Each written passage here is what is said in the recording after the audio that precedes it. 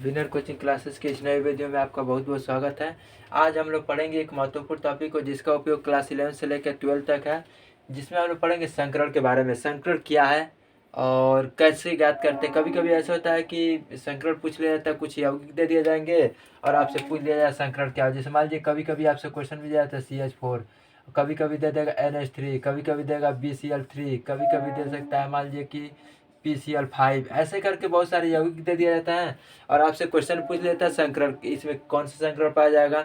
अब देखिए संकरण सबसे पहले ये भी पूछे संकरण क्या पाया जाएगा, इसकी आकृति पूछा, इसकी ज्यामिति क्या होगी। जैसे मान लीजिए CH4 की ज्यामिति क्या है, तो जब तक आपको संकरण नहीं मालूम होगा तब तक आप ज्यामिति नहीं बता सकते हैं। तो सबसे पहले हम जानेंगे संकरण कैसे ज्ञात करते हैं। तो संकरण का जो फार्मूला होता है वह होता है संकरण बराबर, यानी संकरण कैसे ज्ञात करेंगे, केंद्रीय परमाणु से जुड़े, क्या लिखेंगे, केंद्रीय परमाणु से जुड़े, केंद्रीय परमाणु से जुड़े, केंद्रीय परमाणु से जुड़े परमाणु की संख्या, क्या लिखेंगे, केंद्रीय परमाणु से जुड़े परमाणु की संख्या प्लस केंद्रीय परमाणु पर उपस्थित लोन पेयर, क्या लिखेंगे, केंद्रीय परमाणु पर उपस्थित, केंद्रीय परमाणु पर उपस्थित लोन पेयर, केंद्रीय परमाणु पर उपस्थित लोन पेयर, यह होता है हमारा फार्मूला। यानी कितने फार्मूला हो जाएंगे, एक फार्मूले से हम पूरे जितने भी यौगिक हैं सबका हम संकरण ज्ञात कर सकते हैं। कैसे, तो देखिए संकरण ज्ञात करने का क्या है, एक प्रकार का यांत्रिक है जिसका उपयोग बहुत जगह पे हम कर सकते हैं और आसानी से संकरण ज्ञात कर सकते हैं बिना देखे।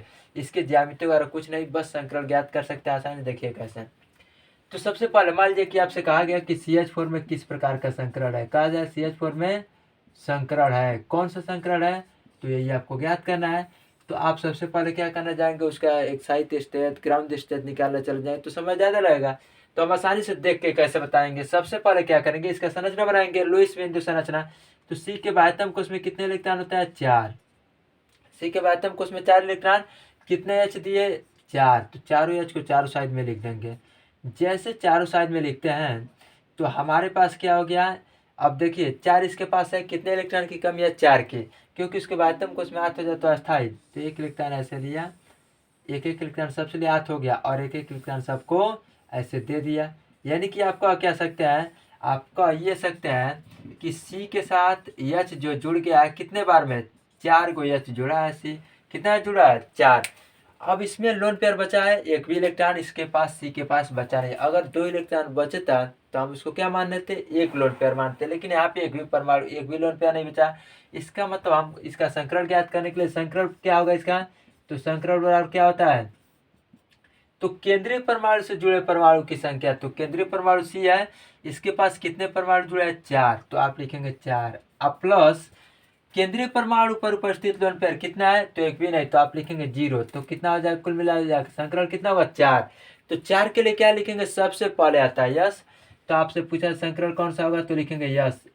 कितना जोड़े कि 4 आ जाए, यस का 1 हो गया, पी का कितना लोग रखेंगे, 3। तो पी का जब रखेंगे 3 को, तो 3 1 4, आप लिख सकते हैं इसको का 4sp3 संकरण। तो आपसे पूछा है किस प्रकार का संकरण है CH4 में, तो आप कहेंगे sp3 संकरण है, ठीक है। एक और पहचान होता है, जब भी कोई कार्बनिक यौगिक सिंगल बंध में पाया जाएगा तो वह sp3 संकरण होगा, देखते ही आप बताएंगे, ठीक है। दूसरा कंडीशन आपसे मान लीजिए पूछ दिया जाए कि NH3 में कौन सा संकरण है, किसमें, कि NH3 में संकरण है, NH3 में संकरण है, तो कैसे ज्ञात करेंगे, तो NH3 में देखेंगे तो N के पास कितने इलेक्ट्रॉन होता है, 5 होता है ना, एक H को दे दिया, एक H को इधर, एक H को इधर दे दिया। इसके पास अब हमको बताना है संकरण, तो इसमें कितने लोन पेयर हो गए, एक लोन पेयर हो गया, कितने लोन पेयर हो गए, एक। तो हम अध्ययन कैसे करेंगे, तो केंद्रीय परमाणु से कितने परमाणु जुड़े हैं, 3 परमाणु। तो आप संकरण बराबर क्या होता है, हम लोग पढ़ चुके हैं कि केंद्रीय परमाणु से जुड़े परमाणु की संख्या कितनी है, 3। और कितने लोन पेयर है, 1। तो 3 कितना होगा, 4। और 4 के लिए आप क्या लिख सकते हैं, 4sp3 संकरण लिखेंगे। क्लियर है, सब लोग को समझ में आ गया। यानी कि sp3 संकरण किसे कहेंगे, तो sp3 संकरण उसे कहेंगे कि जब केंद्रीय परमाणु से या तो 4 को परमाणु जुड़ा हो, या चाहे केंद्रीय परमाणु से 3 को परमाणु जुड़ा हो तो 1 लोन पेयर, केंद्रीय परमाणु से 2 परमाणु जुड़ा तो 2 लोन पेयर, ऐसे करके यानी 4 लोग होना चाहिए। इसी प्रकार मान लीजिए आपसे दिया गया PCl5 का, किसका, BCl3 का दिया गया, तो BCl3 में कैसे ज्ञात करेंगे, तो हम लोग को पता है B के बाह्यतम कोश में होता है कितने, B 5 नंबर पे आता है, तो अस्थायी 2 हो जाएगा, तो कितने बाह्यतम कोश में इलेक्ट्रॉन हो, 3। और 3 गो इलेक्ट्रॉन है, तीनों एक एक Cl को दे दिया। जैसे एक एक Cl को दिया तो इस पे लोन पेयर कोई बचा केंद्रीय परमाणु पे? एक भी लोन पेयर नहीं बचा। तो हम संकरण का फार्मूला क्या पढ़ चुका है कि संकरण बराबर होता है केंद्रीय परमाणु से जुड़े परमाणु की संख्या। कितने जुड़े? 3। कितने लोन पेयर? 0। तो आप कह सकते हैं क्या संकरण कौन सा? 3। और 3 के लिए क्या लिखेंगे? तो सबसे पहले यस, आप पी कितना लिखना पड़ेगा? 2। तो आप लिख सकते हैं sp2 संकरण हो जाए। क्लियर हो गया? यानी sp2 संकरण होगा। कैसे पता चला?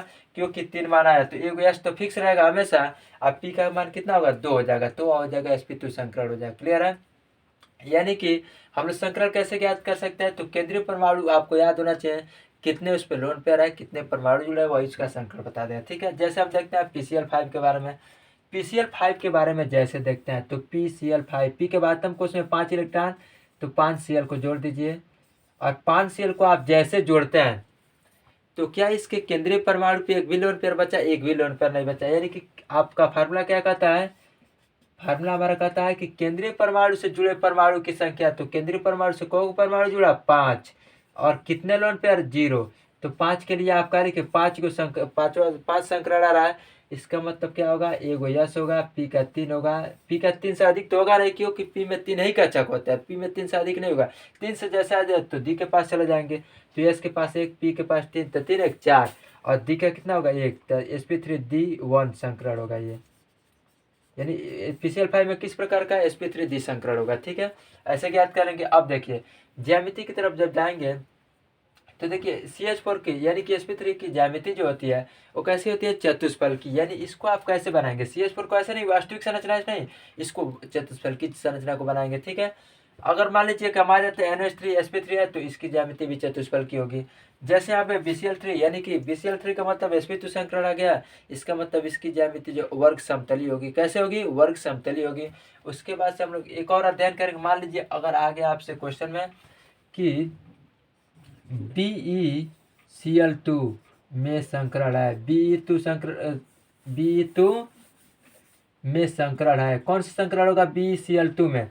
तो आपसे कहा जाएगा BeCl2 में किस प्रकार का संकरण है। तो आप सबसे पहले क्या करेंगे? इसका संरचना बनाएंगे। बी के बाद कोष में कितने इलेक्ट्रॉन होता है? 2 होता है। कैसे पता चला? क्योंकि बेरिलियम आता है 4 नंबर पे, उसका इलेक्ट्रॉन 1s2 और 2s1, 2s2 होता है। यानी कि अंतिम कोष में इसके 2 इलेक्ट्रॉन होंगे। तो हम लोग देख लेते हैं 1s2 और 2s2 कितना? 2। तो इसका अंतिम कोष में कितने इलेक्ट्रॉन होगा? 2 इलेक्ट्रॉन, क्योंकि ये 4 नंबर पे आता है ना, एक ये है और एक ये है। यानी कि एक है ये 2 है। अंतिम कोष अलग कोष है, ये दोनों समान रहता तो दोनों को जोड़ा जाता, लेकिन अलग है। इसके बाद हम कोष में 2 इलेक्ट्रॉन। आज जब 2 इलेक्ट्रॉन होगा तो हम क्या करेंगे कि इसके पास बेरिलियम के पास इलेक्ट्रॉनों की संख्या है 2, और कितने Cl है? 2। और दोनों Cl क्या करेंगे? एक एक इलेक्ट्रॉन दोनों क्या करेंगे? ले लेंगे।